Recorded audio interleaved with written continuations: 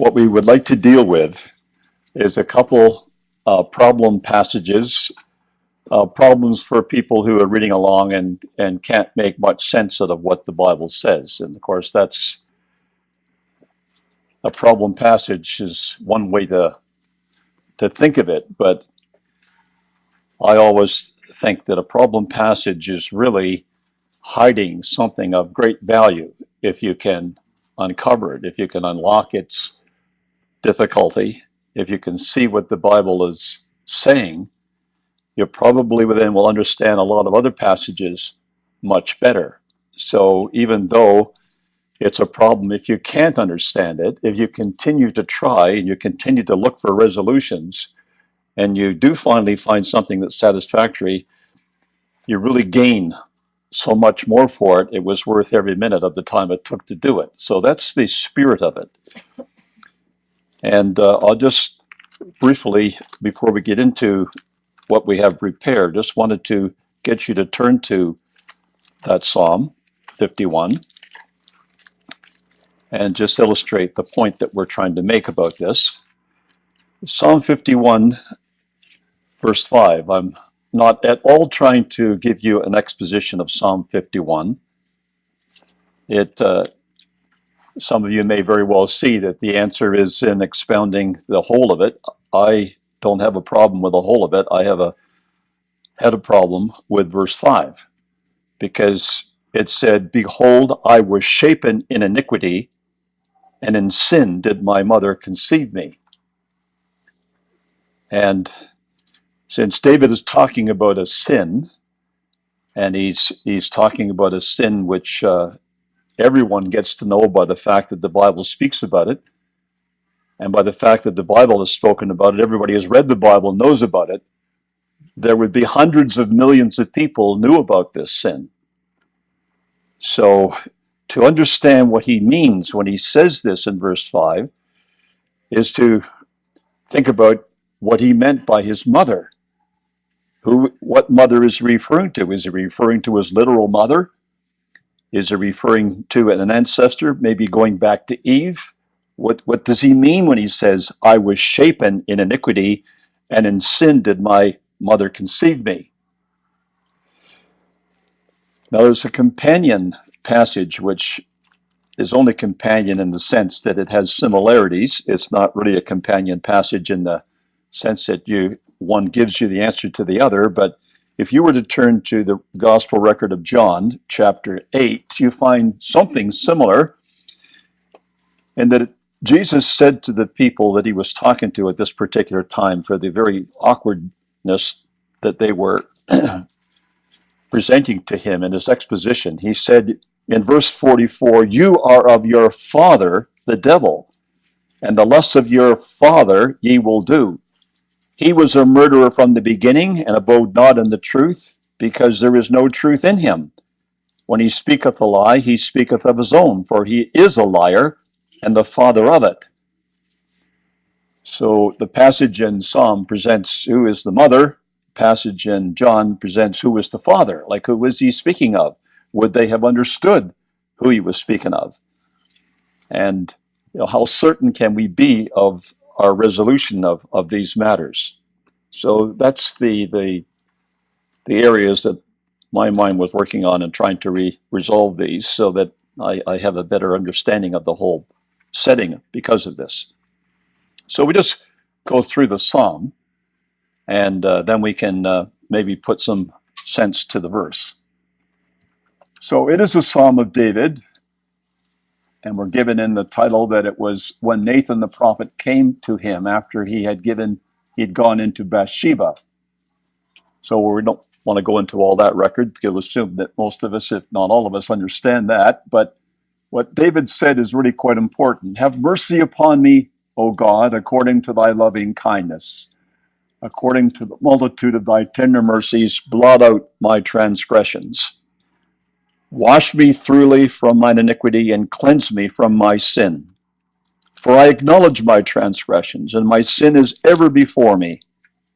Against thee only have I sinned, and done this evil in thy sight, that thou mightest be justified when thou speakest, and be clear when thou judgest. Behold, I was shapen in iniquity, and in sin did my mother conceive me. Behold, thou desirest truth in the inward parts, and in the hidden part thou shalt make me to know wisdom. Purge me with hyssop, and I shall be clean. Wash me, and I shall be whiter than snow. Make me to hear joy and gladness, that the bones which thou hast broken may rejoice. Hide thy face from my sins, blot out all mine iniquities. Create in me a clean heart, O God, and renew a right spirit within me. Cast me not away from thy presence. Take not thy Holy Spirit from me. Restore unto me the joy of thy salvation, and uphold me with thy free spirit. Then will I teach transgressors thy ways, and sinners shall be converted unto thee. Deliver me from blood guiltiness, O God, thou God of my salvation, and my tongue shall sing aloud of thy righteousness. O Lord, open thou my lips, and my mouth shall show forth thy praise. For thou desirest not sacrifice, else would I give it. Thou delightest not in burnt offering. The sacrifices of God are a broken spirit, a broken and a contrite heart. O God, thou wilt not despise. Do good in thy good pleasure unto Zion. Build thou the walls of Jerusalem. Then shalt thou be pleased with the sacrifices of righteousness, with burnt offering and with whole burnt offering. Then shall they offer bullocks upon thine altar. Now, by just reading the psalm and getting just some of the basic language in our minds, it would seem that David intended that people should read this to learn how to deal with sin like he had committed.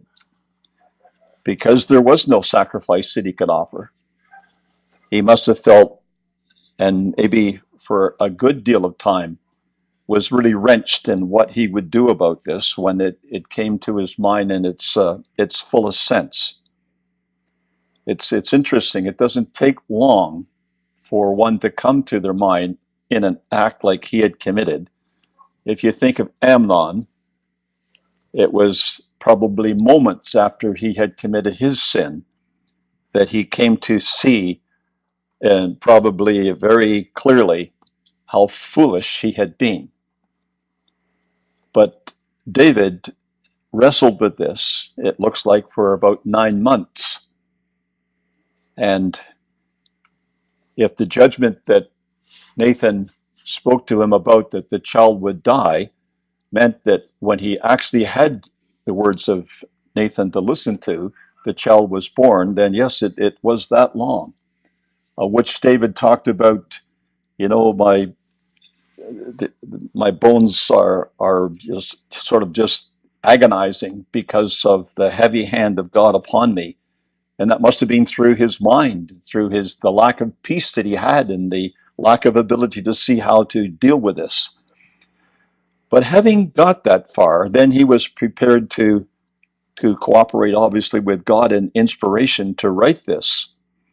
So every part of it must be very instructive. And that's why, we're looking at verse 5, it was so meaningful to me to find an answer to that. What did he mean?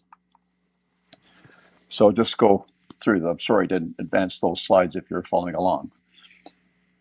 In Psalm 51, then, the verse, behold, I was shapen in iniquity, and in sin did my mother conceive me, is the key verse. And I've just put a little modification of the title there. David's mother, or Eve. In other words, going back right to Eve. What was he actually referring to?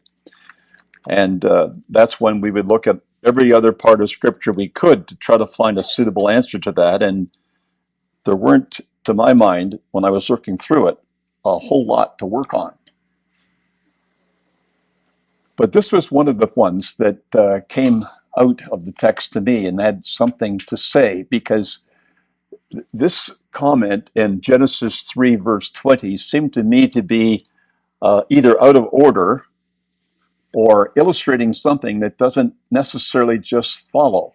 Like, why would he, when God talked about the judgments upon Adam in verse 19 to say, in the sweat of thy face thou shalt eat bread till you return to the ground, for out of it wast thou taken, and dust thou art, and unto dust shalt thou return. And then, the immediate next verse seems to be not a flowing on from that, but it does tell us, further facts about it. Adam called his wife's name Eve because she was the mother of all living, which was a different name than he had called her when he recognized that she was bone of his bone and flesh of his flesh. So he's trying to illustrate that Eve would be the mother of all living. Now, she's obviously not the mother of animals. So he's referring, you would assume, in this, unless, someone sees it to be more than that. He's talking about all the people that would come from her, all of her children. Unto Adam and also to his wife did Yahweh God make coats of skins and clothe them. So I always saw that was to be significant, but never could quite figure out just why that verse was there in that location and what the true significance of it was.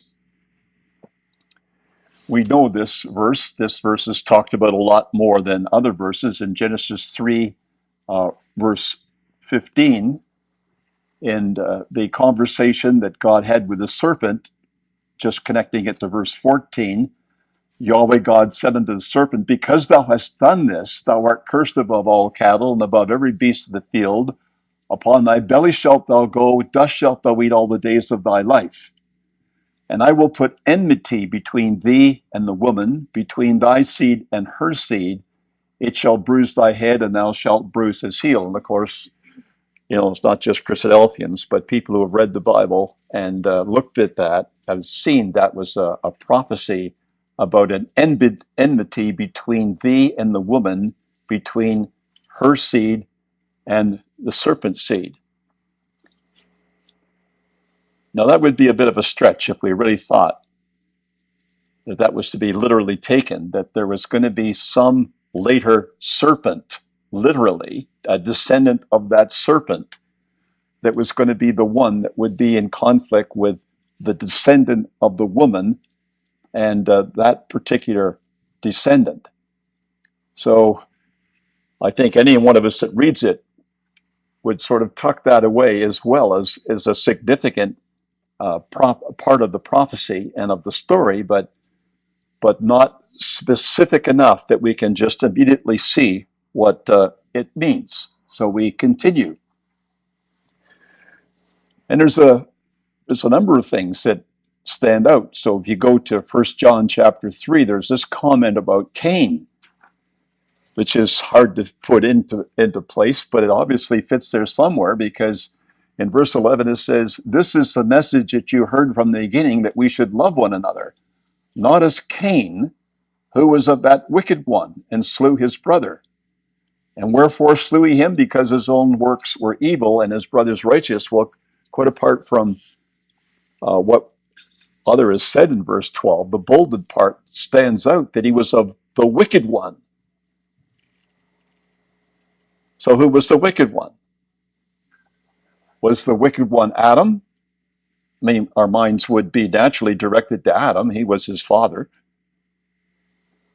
Or was it something else? And of course, if you start reading commentaries, like some of the commentaries that other Christian groups have said or stated what they believed about it, you get all kinds of weird things that relate to their beliefs. So that didn't help. But Brother Thomas has stated it in Help Is Israel. And even though you have to, there's a bit of a stretch in Brother Thomas's exposition, you have to agree with him, because it's not as if he's pointing out something where the answer is obvious, but he does suggest something which I believe is a satisfactory answer. And I just wanted to go through what he says here, and we'll take it. There's 3 slides relating to this, and I've just made it 3 slides so we can get font big enough you can all see. So he says, as I have remarked before, sin is personified by Paul as preeminently a sinner, and by another apostle as the wicked one, and slew his brother. There is precision in this language, which is not to be disregarded in the interpretation. Cain was of the wicked one. That is, he was a son of sin, of the serpent sin, or original transgression. The Mosaic narrative of facts is interrupted at the end of the 6th verse of the 3rd chapter. Now, you might just turn there because you need to see this so you can see exactly what he's saying. So that's Genesis chapter 3 at verse 6, which reads, "When the woman saw that the tree was good for food, that it was pleasant to the eyes, a tree to be desired to make one wise, she took of the fruit thereof and did eat, and gave also unto her husband with her, and he did eat." And then he says, it's interrupted there. The fact passed over there, though implied in the 7th verse, is plainly stated in the 1st verse of the 4th chapter. Well, what's implied in the 7th verse? The eyes of them both were opened, and they knew that they were naked. And they sewed fig leaves together and made themselves aprons. Now, it's clearly stated, he says, in the 1st verse of the 4th chapter, which is, Adam knew Eve, his wife. She conceived and bare Cain, and said, I have gotten a man from Yahweh. I must say that although I've read Elpis Israel more than once, I never really had paid enough attention to what he was saying here to go and see whether that really was the way I would have read it if I had tried to connect those things. And I must say I had to think a lot about what Thomas was saying to see, but when I went on and what he had to say, it became more convincing. So he says, these texts conjoined, read this. In other words, if you join verse 6 of 3 to verse 1 of chapter 4, and Eve gave unto her husband, and he did eat with her. And Adam knew Eve his wife, and she conceived. And the eyes of them both were opened, and they knew they were naked. So he's saying that this conception took place immediately after they partook of the fruit. And then God speaks to them. Then they make clothing to cover their nakedness, etc. The eyes of them both were opened. They knew that they were naked. Now here was a conception in sin, the originator of which was the serpent. When therefore in the set time afterwards, Eve bare Cain, though procreated by Adam, he was of the serpent, seeing that he suggested the transgression which ended in the conception of Cain.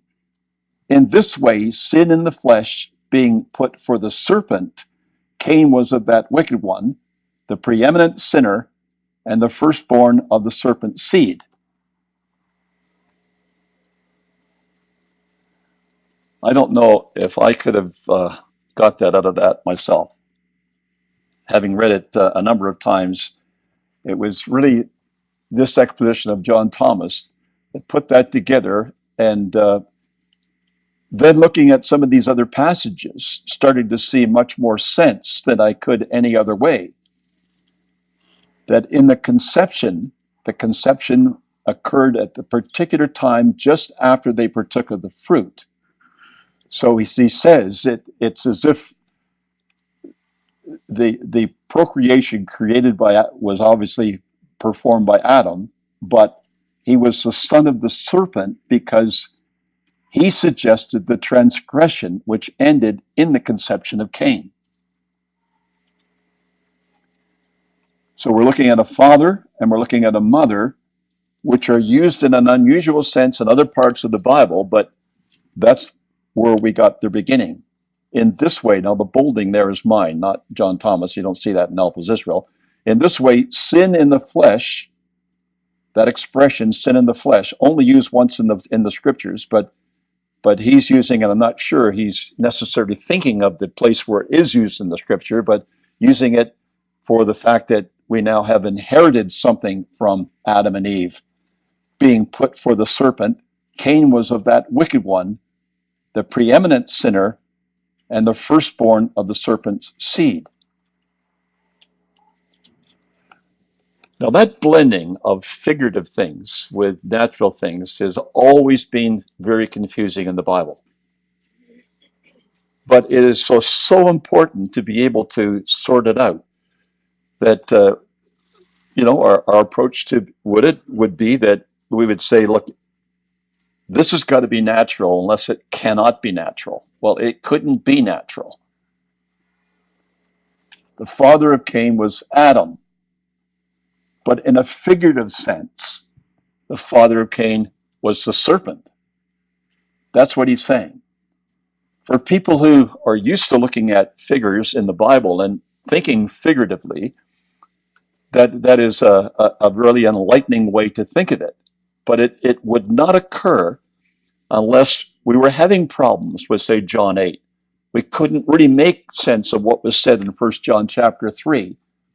So we come back to this explanation. Now he goes on, and this is where it becomes, I think, more convincing as well. So he says, every son of Adam is conceived in sin and shapen in iniquity. That's Psalm 51, verse 5. See, every son. So it's not just Cain. Every son of Adam is conceived in sin and shapen in iniquity, and therefore sinful flesh, on the principle that what is born of the flesh is flesh, if he obeys the impulses of his flesh, he is like Cain, of the wicked one. But if he believe the exceeding great and precious promises of God, obey the law of faith, put to death the unlawful obedience to his propensities, he becomes a son of the living God, and a brother and a joint heir of the Lord Jesus Christ, of the glory to be revealed in the last time. Now that's a huge and very important thing to understand, of how what we're looking at as the descendants of the serpent is not little serpents. Although I'll look at a verse in a minute and you'll have to decide whether to just reconsider that. We see it in a figurative sense, as he says, if he obeys the impulses of the flesh, he is like Cain, of the wicked one. And that's the important thing, and that is an answer to Psalm 51, verse 5.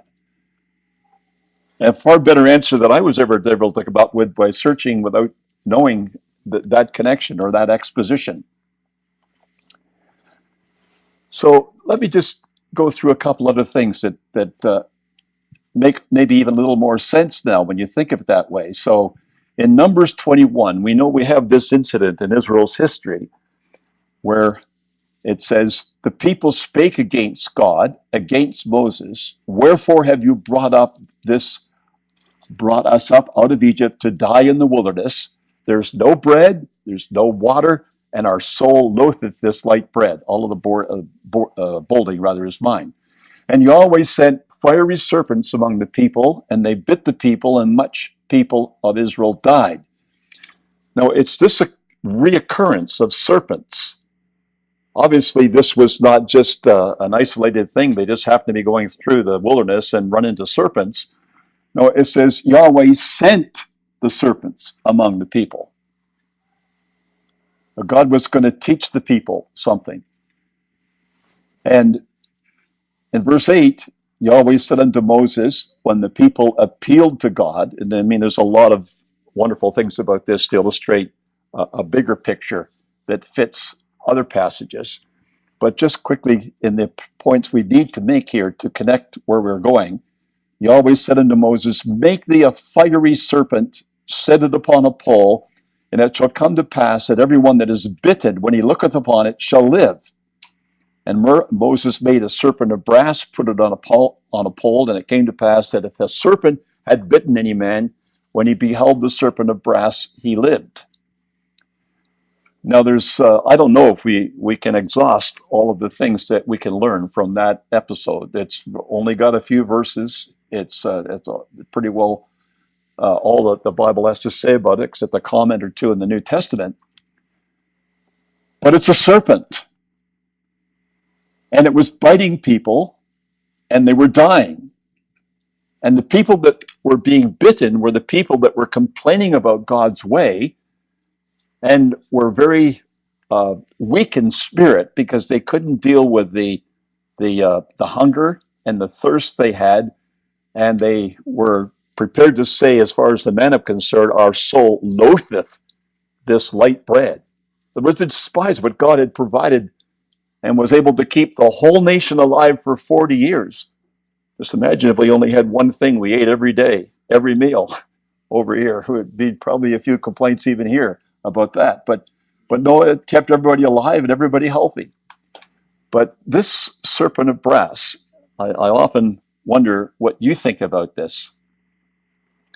You know how you may have a medical alert bracelet. You may be wearing it. And if you do, you might notice that there would be a serpent wound around a pole. And that's been taken up for centuries of time as some way of healing. I guess it was probably somebody made it up, maybe even knowing this experience, and commented on it. But one of the things that I find faulty with anything I've seen as a representation or a picture that people have of a serpent on a pole is the serpent's always alive, always looking alive. Now that doesn't fit what we're learning about a serpent and what we're supposed to do with the serpent. It would seem to me that, I can't prove this, and it's just my own feelings about it, that if there was a serpent on a pole that was lifted up that people could look on and they could learn something about it, it would be a serpent with its head pierced. It would be attached to that post with a nail through its head. The serpent has to be dead for people to live. You know, it's interesting that he didn't tell him to take one of those serpents, kill it, and put it on a pole. He said to make it a serpent of brass. So you have to go to something else even before this to see why it would be made of brass, because brass is a symbol of rebellious human nature. So in Numbers 16, verse 38, the censors of these sinners against their own souls, let them make them broad plates for a covering of the altar. For they offered them before Yahweh. Therefore they are hallowed. They shall be a sign unto the children of Israel. And Eleazar the priest took the brazen censers wherewith they were burnt, had offered, and they were made broad plates for a covering of the altar. But they were a symbol of this attitude that people had of standing up against God. And it would seem to me that when the serpent was made out of brass, that people would have understood what it meant, that they had to put to death what it was that was killing them. And what was killing them wasn't really the serpents, it was what those serpents represented, going right back as far as that first serpent that's mentioned. I just find it's fascinating that you meet this again and again in the scriptures. So in Matthew 12, I think there's 3 times that we find this in Matthew, where he speaks of the people of his generation as a generation of vipers. How can you, being evil, speak good things? Now, it is really kind of significant, isn't it, that the people that were of the generation that was going to put him to death were addressed as a generation of vipers. Anybody who knew their Bibles, going back to the promise that was made in Genesis 3, you would think would have made a connection with this. There was supposed to be a seed of the serpent, and there was supposed to be a seed of the woman. If they were thinking of literal serpents, they wouldn't get anywhere with it. But if they thought of the serpents representing rebellious human nature and what Jesus was saying about the generation they lived at, they could make a perfect connection with it. It was people that were in the line of Cain that were born of that evil one, which we know was the words of the serpent, or the serpent, and what he had to say and his advice he had to offer to Eve. So there's a number of connections which make a lot more sense when you see what Brother Thomas was making of that record. So, see, here's the passage that we looked up and started with. So he says in John 8, verse 43, why do you not understand my speech? Even because you cannot hear my word. You are of your father, the devil, and the lusts of your father ye will do. He was a murderer from the beginning, and abode not in the truth, because there's no truth in him. When he speaketh a lie, he speaketh of his own, for he is a liar and the father of it. Now, it's very important that we understand that the serpent was a liar. Not all expositions of what happened in Genesis make the serpent a liar. If you've ever heard of an exposition that says that what really the Adam and Eve believed was that Adam and Eve should have died the very day in which they sinned, that exposition does not make the serpent a liar. That makes God the liar, because they didn't die that day. The serpent would be right. So the only understanding that really matches what is being said here and is consistent with the record is that being the father of the devil, they were the father of this serpent in a figurative sense. He was a murderer from the beginning, because look at the people that have died because of what he said and his advice. He abode not in the truth. Why? Because there's no truth in him. When he speaketh a lie, he speaketh of his own. He's a liar and the father of it. A very, very good symbol for everybody who follows that as a way of life. But it's got to be understood in a figurative sense.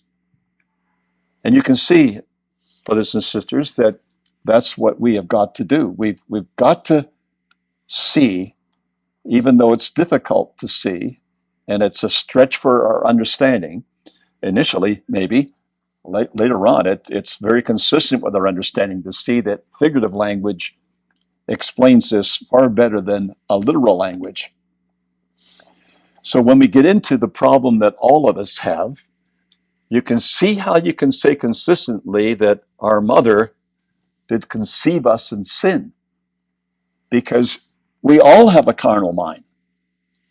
We've all got that mind. The carnal mind is hostile to God. It can't be subject to the law of God, because no way you can make it that way. The only way we can deal with it is to put it to death, destroy it. But we can't convert it. It can't be made subject to the law of the law of God. And it is interesting that when you look at Cain and his life, it seems to be that that's the kind of child he was. You don't see good things about Cain. But you see a lot of others who seem to have followed Cain, and therefore would be other descendants of the serpent in a figurative sense. I think that's a very important idea, so that in the atonement, in the understanding of what we're dealing with, the body and the proneness we have to sin, is to get that right is really essential in understanding all the other aspects of it. So I would just say that in exposition of Psalm 51, verse 5, when it says, against thee only have I sinned and done this evil in thy sight, that thou mayest be justified when thou speakest, and be clear when thou judgest. Behold, I was shapen in iniquity, and in sin did my mother conceive me. That he was not speaking about his mother. It wasn't a condemnation of his actual literal mother, but he was acknowledging something that maybe there were very few other people that ever acknowledged, that maybe he never heard anybody else explain it that way. But with God's Spirit upon him, he was saying things that the hundreds of millions of people that have read this whole record, if they put the time and effort into it, would understand a whole lot more, because of verses like verse 5, in sin did my mother conceive me.